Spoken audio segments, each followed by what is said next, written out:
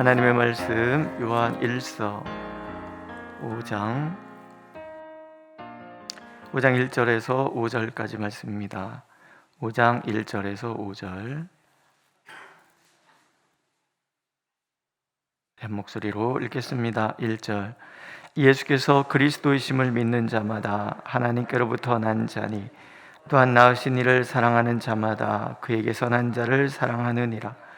우리가 하나님을 사랑하고 그의 계명들을 지킬 때에 이로써 우리가 하나님의 자녀를 사랑하는 줄 아느니라. 하나님을 사랑하는 것은 이것이니 우리가 그의 계명들을 지키는 것이라. 그의 계명들은 무거운 것이 아니로다. 무릇 하나님께로부터 난 자마다 세상을 이기느니라.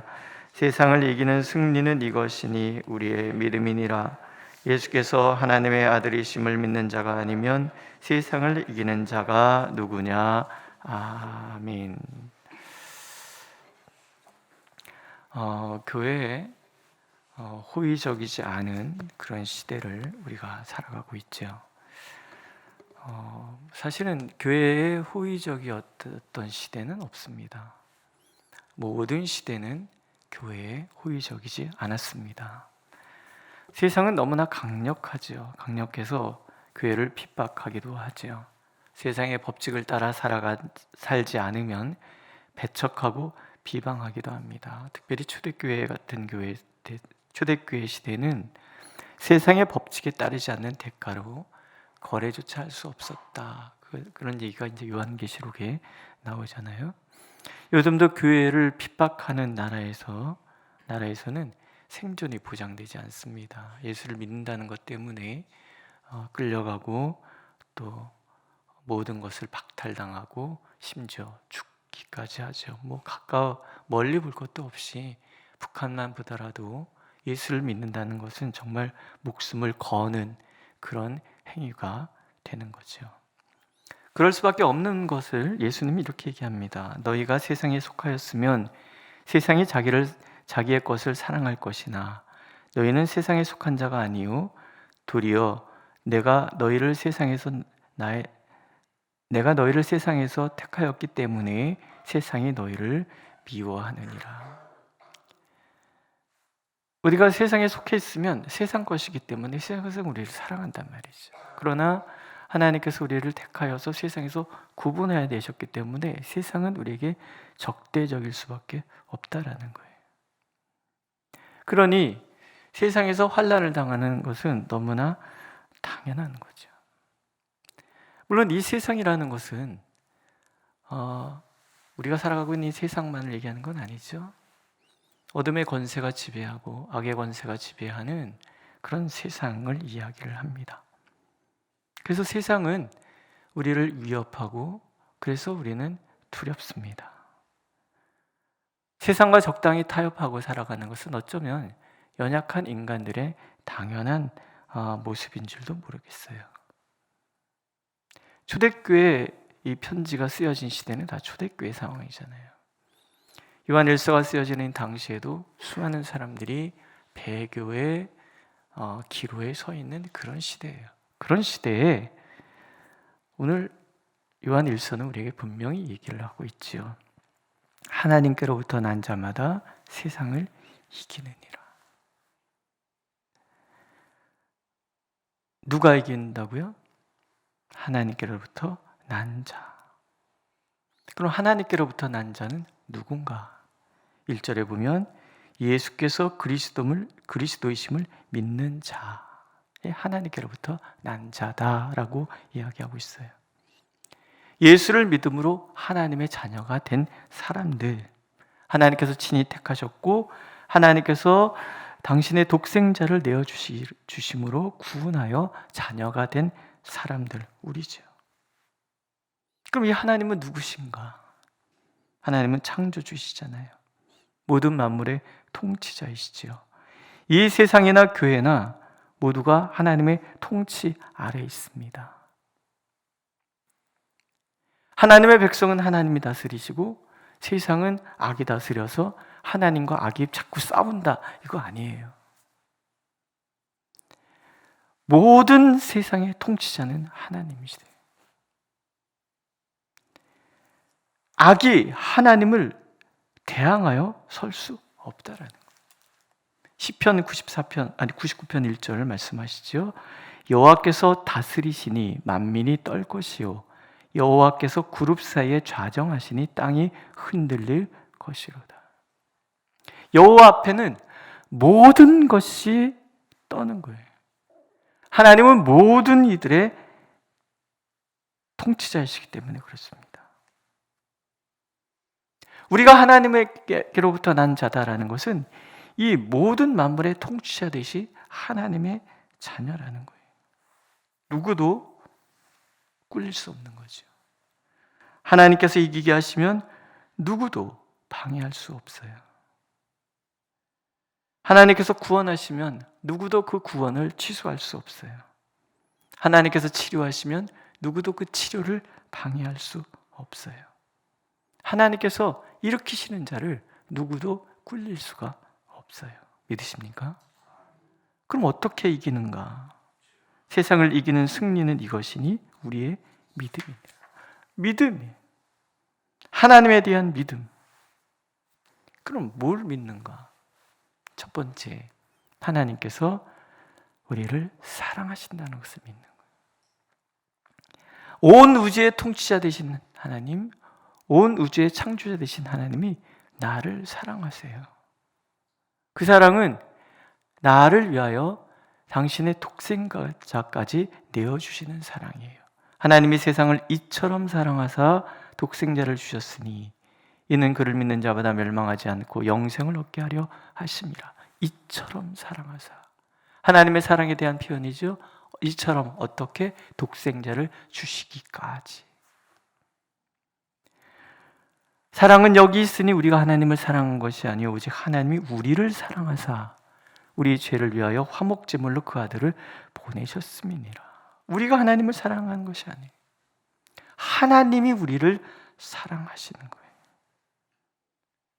또 우리가 죄인 되었을 때 그리스도께서 우리를 위하여 죽으심으로 하나님께서 우리에게 대한 자기의 사랑을 확증하셨느니라. 우리가 하나님을 알기 전에 이미 독생자는 우리를 위하여 당신의 목숨을 내어 주셨다라는 거예요. 목숨 걸고 사랑하는 사람들 믿으십니까? 하나님은 우리를 당신 목숨 걸고 사랑하시는 거예요. 이걸 믿는 거죠. 누가 능히 하나님의 택하신 자를 고발하리요? 누가 정죄하리요? 이게 바울 사도의 표현이에요. 마귀는 끊임없이 세상의 권세는 끊임없이 하나님의 나를 향한 사랑을 부인하게 하죠. 정말 하나님이 나를 사랑하시는가? 의심하게 만들어요. 그러나 그렇지 않다라는 거예요. 늘 우리들의 대변자 되시고 우리의 중보자 되신 하나님께서 끊임없이 나를 의롭다 하시고 또 나를 위해서 중보하신단 말이죠. 이는 그리스도 예수시니 그는 하나님의 우편에 계신 자요 우리를 위하여 간구하시는 자시니라. 우리가 세상을 이길 수 있는 이유, 하나님이 우리 편 되어주시는 거예요. 예수 그리스도께서 오늘도 나를 위해서 아버지 하나님께 간구하고 계시기 때문에 우리는 이길 수 있는 거예요. 또 두 번째는 하나님께서 나를 지키신다는 것을 믿는 거예요. 하나님은 누구보다 크신 분이잖아요. 자녀들아 너희는 하나님께 속하였고 또 그들을 이기었나니 이는 너희 안에 계신 이가 세상에 있는 이보다 크심이라. 우리 안에 계신 이는 세상보다 크신 분이에요. 그 하나님 우리를 지키시잖아요. 하나님께로부터 나신 자가 그를 지키심에 악한 자가 그를 만지지도 못하느니라. 또 만일 하나님이 우리를 위하시면 누가 우리를 대적하리요? 누가 우리를 그리스도의 사랑에서 끊으리요? 환난이나 공고나 핍박이나 기근이나 적신이나 위험이나 칼이랴. 시편에 보면 화가 내게 미치지 못하며 재앙이 내 장막에 가까이 오지 못하리니 그가 너를 위하여 그의 천사들을 명령하사 내 모든 길에서 너를 지키게 하심이라. 어느 정도냐면 이스라엘을 지키시니 이는 졸지도 아니하시고 주무시지도 아니하시리로다. 이걸 믿으라는 거예요. 우리를 사랑하시는 것뿐만이 아니라 한순간도 놓치지 않고 우리를 지켜주시는 분, 그분이 우리의 하나님이신 거예요. 오늘 내 앞에 어떤 어려움이 오더라도 하나님의 허락 없이 그것들이 우리를 손댈 수 없다는 거예요. 무엇이든지.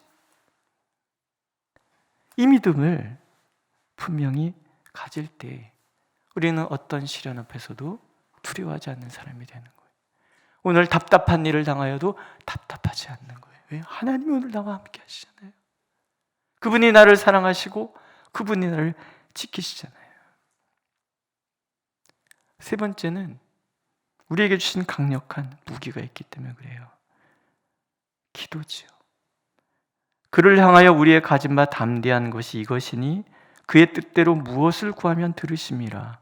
우리가 무엇이든지 구하는 바를 들으시는 줄을 안즉 우리가 그에게 구한 그것을 얻은 줄을 또한 아느니라. 요한일서 5장 15절의 말씀이에요. 무엇이든지 구한 바를 들으시는 줄을 안즉 얻은 줄을 아느니라. 기도하는 이 시점에 이미 우리는 응답 받은 거예요. 이게 하나님은 반드시 응답하신다는 이야기를 이렇게 얘기하시는 거죠.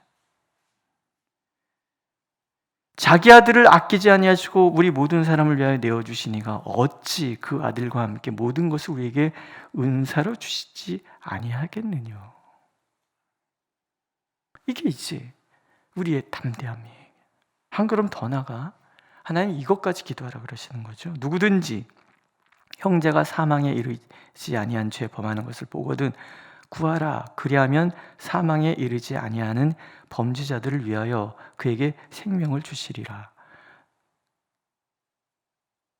우리 형제와 자매가 혹여 범죄했단 말이죠. 그럴 때 기도하라는 거예요. 그것까지 들어주신다는 거예요. 내가 누군가를 위해서 기도하면 그 사람의 범죄한 것까지도 나를 통해서 하나님은 용서해 주실 거라는 거예요.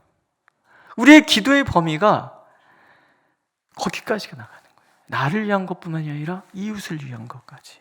우리 교회를 위한 기도 중에서 그런 게 있잖아요. 우리를 믿음의 형제자매로 만나게 하셨으니 서로가 서로에게 믿음의 든든한 벽이 되게 하소서. 이런 얘기. 우리가 누군가를 위해서 기도하면 우리는 우리의 그 기도가 그 누군가의 든든한 벽이 되는 거예요. 모든 위험에서 지켜주는 벽. 발음 되잖아요. 벽이 되는 거예요. 그만한 권세가 우리에게 있기 때문에 세상에서 누군가 환난을 당해요? 믿음의 든든한 벽이 되주는 거예요. 그러면 하나님이 들어주신다. 죄 범죄한 사람도 구원해 주시는데 착하고 의로운 하나님의 자녀가 공고한 일을 당했을 때 우리가 눈물로 그들을 위하여 기도하면 하나님은 다 들어주신다는 거예요. 이게 우리의 무기인 거예요. 그리스도인들의 무기. 나를 사랑하시는 하나님에 대한 믿음, 나를 지키시는 하나님에 대한 믿음, 나의 모든 간구에 귀 기울이시는 하나님에 대한 믿음. 이 믿음이 결코 호의적이지 않는 세상 속에서도 세상을 이기게 합니다. 믿으시죠? 우리를 승리케 한다고 하나님 약속하십니다. 그래서 이 믿음을 가지라. 이 믿음을 가지라. 그러면 어떤 상황에도 우리는 승리할 수 있다고 약속하시지요. 세상에서는 환난을 당하나 담대하라. 내가 세상을 이겼노라. 이게 주님의 강화의 마지막 말씀이에요. 그러면 우리 이렇게 얘기해 볼 수 있지 않겠습니까? 따라해 보실래요? 이거 왜 이래? 그치? 남자분들은 아들, 여자분들은 딸. 아시겠죠? 자, 다시. 이거 왜 이래? 나 하나님의 아들이야. 꿇어! 해보세요. 시작. 좀 배에다 힘을 주고 꿇어! 세상을 향해서 외치는 거야. 왜 이래? 내가 하나님의 아들이야. 다 꿇어! 네, 그쵸? 다시 한번 시작. 꿇어. 그렇게 하고 꿇겠습니까? 배다 힘을 딱 주고 꿇어! 이런 담대함으로, 이 믿음으로 오늘을 이겨내는 저 여러분들이 되시기를 하나님께서는 간절히 원하고 계십니다. 기도하겠습니다. 하나님, 우리가 하나님의 아들이요 딸임을 믿습니다. 눈에 넣어도 아프지 않은 자녀, 당신의 목숨을 걸고 사랑하시는 자녀, 오늘도 우리를 위하여 중보하시고 한순간도 눈 돌리지 않으시고 지켜주시는 자녀, 세상에서 우리가 환난을 당할지 모르지만 어떠한 시련과 환난도 우리를 넘어뜨릴 수 없는 것은 하나님이 우리를 사랑하시기 때문입니다. 주님, 그러므로 세상 앞에 담대히 나가고 세상을 우리 앞에 무릎 꿇리는 삶이 될 수 있도록 우리를 인도하여 주옵소서. 예수님의 이름으로 기도드렸습니다. 아멘. 하늘에 계신 우리 아버지, 아버지의 이름을 거룩하게 하시며 아버지의 나라가 오게 하시며 아버지의 뜻이 하늘에서와 같이 땅에서도 이루어지게 하소서. 오늘 우리에게 일용할 양식을 주시고 우리가 우리에게 잘못한 사람을 용서해 준 것 같이 우리 죄를 용서해 주시고 우리를 시험에 빠지지 않게 하시고 악에서 구하소서. 나라와 권능과 영광이 영원히 아버지의 것입니다. 아멘.